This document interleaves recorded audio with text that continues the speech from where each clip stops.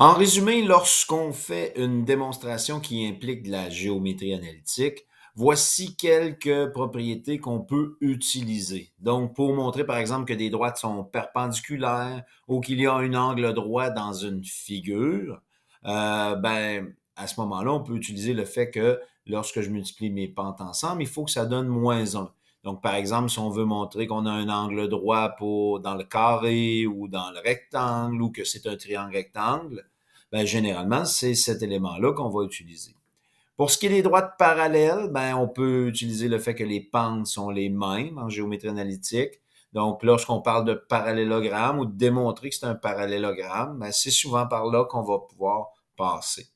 Pour ce qui est des longueurs des côtés, donc pour montrer par exemple que des côtés sont isométriques, comme dans le carré ou dans le losange, ma formule de la distance va souvent être utile dans mes démonstrations. Donc, avoir en tête ces éléments-là de géométrie analytique pour appuyer nos démonstrations peuvent être très utiles.